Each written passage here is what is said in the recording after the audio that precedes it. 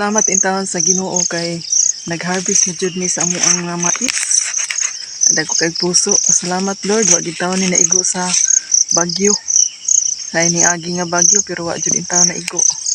So nagsanggi na jud ko. Grabe kadagko ang puso.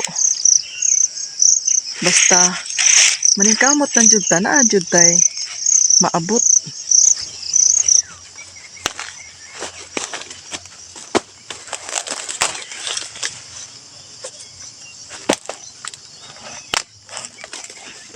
Iso. Basta magkugi.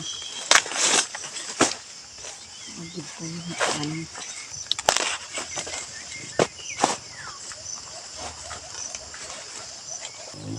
Grabe ang mga puso guys. Isid sa bukag. As James. Si Papa, nagsanggi dito ma. Oh, di ari day.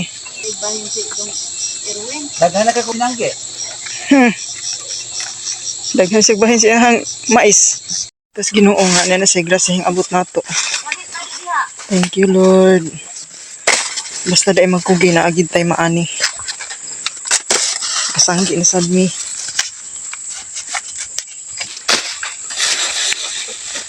Lord, napuno naging usa ka kwarto ng abot sa atop. Andi ari na sang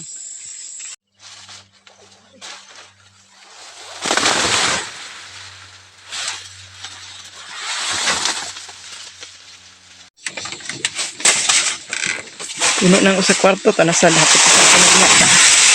Oops.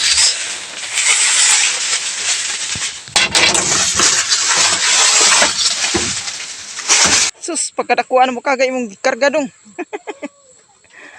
Grabe mong karga ni bata. Gihan kayo mong nanggi.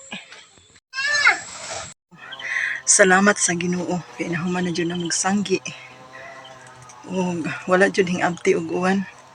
Thank you Lord.